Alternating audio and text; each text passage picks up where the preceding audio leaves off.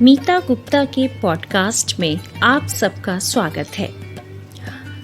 आज की कहानी बुंदेलखंड की एक लोक कथा है जो प्रकाशन विभाग भारत सरकार द्वारा प्रकाशित पुस्तक बुंदेलखंड की लोक कथाएं से ली गई है, जिसके लेखक हैं डॉक्टर श्याम सुंदर दुबे।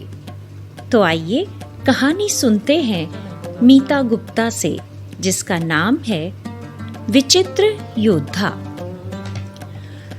एक गांव में एक कोरी यानी जुलाहा रहा करता था। उसका दामाद बहुत ही आलसी था। सारे दिन घर पर पड़े पड़े खाट तोड़ा करता था और घर के लोगों की डांट सहता रहता। एक दिन उसके शरीर पर 5 मक्खियां बैठी बैठी उसे काट रही थी। एक दो मक्खियां तो वैसे ही उसे काटती रहती थीं, लेकिन जब 5 मक्खियों ने एक साथ काटा तो उसकी हथेली उठ गई और हथेली का निशाना ऐसा बैठा कि वे 5 मक्खियां एक साथ मर गई। अब क्या था? कोरी का दामाद प्रसन्नता से उछल पड़ा। वह दौड़ा दौड़ा अपनी पत्नी के पास पहुंचा और जोर जोर से कहने लगा कि आज हमने 5 मारे। पति पत्नी की यह बात पड़ोसी सुन रहे थे। यह सुनते ही पड़ोसियों में हलचल मच गई कि कोरी के दामाद ने आज 5 मारे। सारे गांव में समाचार फैल गया कि कोरी के दामाद ने 5 मारे। यह बात इतनी फैली कि राजा के कान तक जा पहुंची। राजा ने सोचा कि अगर ऐसा व्यक्ति मेरी सेना में आ जाए तो सेना बहुत शक्तिशाली हो जाएगी। उन्होंने मंत्री को बुलाया और आदेश दिया कि फला गांव से कोरी के दामाद को बुलाया जाए। मंत्री ने कोतवाल को आदेश दिया और कोतवाल ने सिपाही को आदेश दिया। अब सिपाही कोरी के दामाद के पास पहुंचा और उसे राज दरबार में चलने के लिए कहा। राज दरबार का नाम सुनते ही कोरी के दामाद के प्राण कांप गए। वह चिंता में पड़ गया कि मुझसे ऐसा क्या अपराध हो गया है जिससे राजा का हुक्म आया है। उसने अपनी पत्नी से कहा कि कुछ ले देकर सिपाही को विदा कर दे ताकि राज दरबार में ना जाना पड़े। पत्नी जानती थी कि यह जन्म के आलसी हैं। घर में पड़े पड़े मक्खियां ही मारते रहेंगे। यदि राजा के बुलावे पर ये राज दरबार में जाते हैं तो निश्चित ही हमारा लाभ होगा।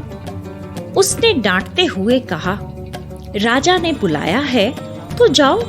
प्रसन्न होकर पता नहीं राजा क्या दे दें और हमारी गृहस्थी का रूप ही बदल जाए। आखिर घर में पड़े पड़े करते क्या हो। अब तो कोरी के दामाद के पास कोई चारा नहीं था। यदि दरबार में नहीं जाता तो जन्म भर पत्नी परेशान करेगी और राजा के बुलावे पर नहीं जाता तो पता नहीं राजा क्या कर डाले। यह सब सोचकर वह भारी मन से राज दरबार में जाने के लिए तैयार हुआ। राह में उसने तेज चलते हुए सिपाही से कहा, सिपाही कक्का, जरा धीरे धीरे चलो, मेरे पांव दर्द कर रहे हैं। सिपाही ने झिड़कते हुए कहा, पांव दर्द कर रहे हैं? तुझे तो दौड़ना पड़ेगा। क्या समझ लिया अपने आप को? कोरी के दामाद ने देखा कि सिपाही बहुत क्रोध में है। वह सिटपिटा गया और जैसे तैसे दौड़ता हाँफता राजा के दरबार में पहुंचा। राजा का दरबार कोरी के दामाद ने पहली बार देखा था, इसलिए वह बहुत हड़बड़ाया हुआ था और भौचक्का सा होकर इधर उधर देख रहा था। उसकी घिघी बंध रही थी और गला सूख रहा था। तभी राजा ने कहा, आइए श्रीमान, हमने आपकी वीरता के किस्से सुने हैं। हमें अपनी सेना के लिए ऐसे ही लोगों की जरूरत है। अब कोरी के दामाद को राज दरबार में आदर सहित एक कुर्सी पर बैठाया गया। कोरी के दामाद के मन में अब लड्डू फूटने लगे। वह मन ही मन सोचने लगा कि अच्छा हुआ जो मैंने पत्नी की बात मान ली। राजा ने प्रधान सेनापति को बुलाया और कोरी के दामाद की प्रशंसा करते हुए प्रधान सेनापति को आदेश दिया कि कोरी के दामाद को सेना में एक ऊंचे पद पर नियुक्ति दी जाए। प्रधान सेनापति ने राजा का आदेश मानते हुए उसे सेना में एक ऊंचे पद पर नियुक्त कर दिया और उसका नाम जंग बहादुर रख दिया गया। नौकरी पाकर कोरी का दामाद बहुत प्रसन्न था। वह छुट्टी लेकर जब गांव वापस गया तो गांव के लोगों ने उसका खूब स्वागत सत्कार किया। घर आकर जब कोरी के दामाद ने अपनी पत्नी को बताया कि राज दरबार में उसका खूब स्वागत सत्कार हुआ और राजा ने उसे सेना में ऊंचे पद पर नियुक्त किया है, तो घर में कोरी के दामाद की इज्जत बढ़ गई। पत्नी हर पल उसकी सुख सुविधा का ध्यान रखने लगी और बड़े मजे से कोरी के दामाद के दिन कटने लगे। एक दिन राजा का संदेश आया कि दूसरे राज्य का राजा आक्रमण कर रहा है, इसलिए कोरी का दामाद जल्दी से जल्दी मोर्चे पर लौटे। अब कोरी के दामाद को मौत सामने नजर आने लगी। उसके हाथ पांव फूल गए, लेकिन नौकरी तो करनी ही थी। वह सोचने लगा कि युद्ध में निश्चित ही वह मारा जाएगा, पत्नी विधवा हो जाएगी, बाल बच्चे अनाथ हो जाएंगे। उसने पत्नी से कहीं भाग चलने को कहा। पत्नी भी भयभीत थी, सो उसने भी यह प्रस्ताव स्वीकार कर लिया। पत्नी ने सोचा कि कहीं ठौर ठिकाना लग पाता है या नहीं, इसलिए कुछ खाने पीने का सामान तैयार कर लिया जाए।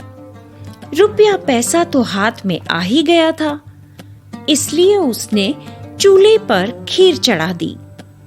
अचानक खीर में एक छिपकली आकर गिर गई, जिसका पता कोरी के दामाद की पत्नी को नहीं था। इसी खीर को लेकर कोरी का दामाद अपनी पत्नी व बच्चों के साथ रातों रात अपने गांव से भाग निकला। अभी सवेरा होने में देर थी, अंधेरा छटा नहीं था और लोगों की आवाजाही शुरू नहीं हुई थी। तभी एक झाड़ी के पास कोरी के दामाद को कुछ लोगों की बातचीत सुनाई दी। उसने इशारे से अपनी पत्नी को रोका और कान लगाकर सुनने लगा। झाड़ी में छिपे हुए लोग चोर थे। वे आपस में डाका डालने की योजना बना रहे थे। कोरी के दामाद ने बहुत सावधानी पूर्वक पत्नी को चलने के लिए कहा, किंतु खटका हो ही गया। चोरों ने जोर की आवाज दी, कौन है? कोरी के दामाद ने घिघियाते हुए कहा, हम हैं हुजूर, कोरी के दामाद। चोरों के सरदार ने कहा, खड़ा रहे। कोरी के दामाद को काटो तो खून नहीं। चोरों ने आकर कोरी के दामाद को जोर से एक चांटा मारा। वह धरती पर गिर पड़ा। चोरों ने कोरी के दामाद की पत्नी से पूछा, तेरे हाथ में क्या है? उसने कहा, हुजूर, खीर है। खीर का नाम सुनते ही चोरों के मुंह से लार टपकने लगी। लपक कर उन्होंने खीर का बर्तन छीना और गप गप खाने लगे। खाते खाते जब खीर खत्म हो गई और चोर डकार लेने लगे, तभी एक विचित्र दृश्य निर्मित हो गया। पूरे 30 चोर लाठी के समान धरती पर गिर पड़े और उनके प्राण पखेरु उड़ गए। जब राजा को पता चला कि कोरी का दामाद सेना में लौटकर नहीं आया है, तो उसने लेने के लिए दूसरा सिपाही भेजा। दूसरे सिपाही ने देखा कि गांव में कोरी के दामाद के घर में ताला पड़ा है। गांव वालों ने बताया कि कोरी का दामाद रातों रात कहीं भाग गया है। सिपाही ने लौटकर राजा को संपूर्ण स्थिति बता दी। राजा ने क्रोधित होकर अपने सिपाहियों को आदेश दिया कि जैसे भी हो कोरी के दामाद को ढूंढकर लाया जाए। कोरी के दामाद को ढूंढने के लिए चारों दिशाओं में सिपाही भेज दिए गए। एक सिपाही को खेत की मेड़ पर कोरी का दामाद मिल गया। सिपाही ने कहा, कहाँ छिपे छिपे घूम रहे हो? तुम अभी इसी वक्त राजा के पास चलो। कोरी के दामाद ने अकड़ कर कहा, मैं तो राजा के पास ही आ रहा था, किंतु ये चोर खजाना लूटने की योजना बना रहे थे। मैंने पहले इनसे निपटना ही उचित समझा। देखो, मैंने ये सभी चोर मार डाले हैं। इसलिए अपनी मूछ ऐंठता हुआ कोरी का दामाद राज दरबार में पहुंचा। कोरी के दामाद ने राजा को अपनी वीरता के किस्से सुनाए तो राजा ने उसका नाम तीसमारखा रख दिया। इस समय तक आक्रमण का खतरा टल गया था। राजा ने कोरी के दामाद को बहुत सी धन दौलत देकर विदा किया और कहा कि जब कभी लड़ाई होगी तो आपको बुलाया जाएगा। गांव लौटकर कोरी का दामाद मजे में रहने लगा। अपनी वीरता के किस्से वह बढ़ चढ़कर सुनाने लगा। गांव के लोग भी उससे डरने लगे, लेकिन उसके मन में एक घुन जरूर लगा रहता था कि पता नहीं कब लड़ाई छिड़ जाए और राजा का बुलावा आ जाए। इसी भय से वह दुबला होता गया। एक दिन उसने फैसला किया कि अब राजा का बुलावा आने के पहले ही गांव छोड़कर भाग लिया जाए।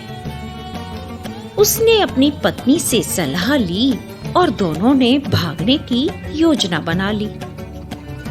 पानी बरस रहा था, कीचड़ में चलना मुश्किल था। इसलिए कोरी का दामाद रात में एक गधा पकड़कर ले आया।